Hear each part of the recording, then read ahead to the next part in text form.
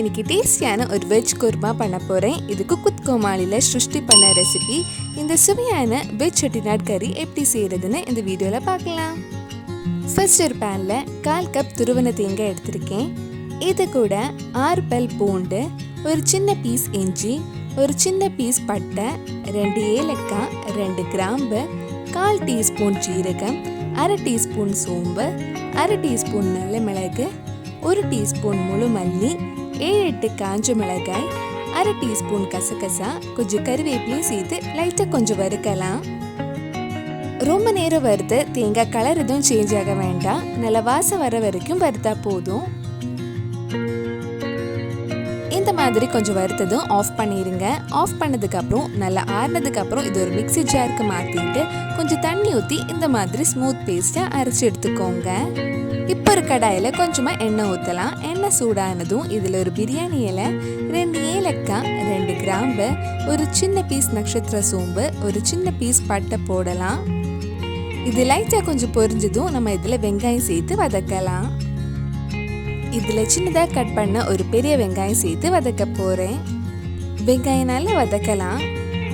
நம்ம சேனலில் இதுக்கு முன்னாடி நிறைய வெஜ் ரெசிபி Comaliயோட ரெசிபிஸ் எல்லாம் பண்ணியிருக்கேன். நீங்கள் இன்னும் அந்த ரெசிபிஸ் எல்லாம் பார்க்கலைன்னா அதோட லிங்க் கீழே டிஸ்கிரிப்ஷனில் இருக்குது. மறக்காமல் அந்த ரெசிபிஸும் போய் பாருங்க. வெங்காயம் கொஞ்சம் வதங்கி சாஃப்ட் ஆனதும் இதில் ஒரு பச்சை மிளகாயும் கொஞ்சம் கருவேப்பிலையும் சேர்த்து வதக்கலாம். வெங்காயம் நல்லா வதங்கினதும் சின்னதாக கட் பண்ண ஒரு தக்காளியும் சேர்த்து வதக்க போகிறேன். வெங்காயம் தக்காளி நல்லா வதங்கினதும் நம்ம மற்ற வெஜிடபிள்ஸ் போட்டு வேக வச்சிடலாம். வெங்காயம் தக்காளி நல்லா வதங்கினதும் இதில் ஒரு உருளைக்கிழங்கு, ஒரு கேரட், 4-5 பீன்ஸ் மீடியம் சைஸில் கட் பண்ணி ஆட் பண்ணியிருக்கேன். இது கூடவே 1/4 டீஸ்பூன் மஞ்சள் பொடியும் தேவையான அளவு உப்பும் போட்டுக்கோங்க. இதெல்லாம் சேர்த்து ஒரு 5 நிமிஷம் கிட்ட நல்லா வதக்கினதுக்கப்புறம் நம்ம தண்ணி ஊற்றி காய்கறியை வேக வச்சிடலாம்.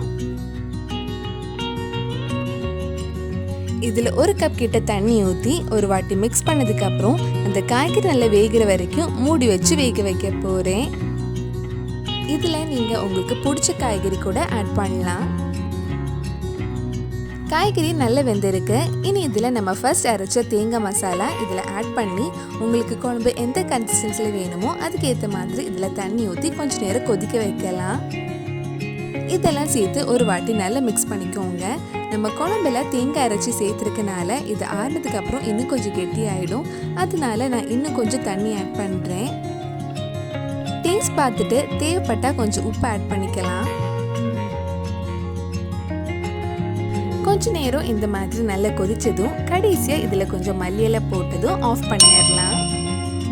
அவ்வளவுதான், ரொம்ப சுவையான செட்டிநாட் வெஜ் கறி ரெடி ஆயிடுச்சு. கண்டிப்பாக நீங்களும் இந்த ரெசிபி உங்கள் வீட்டில் செஞ்சு பாருங்கள்.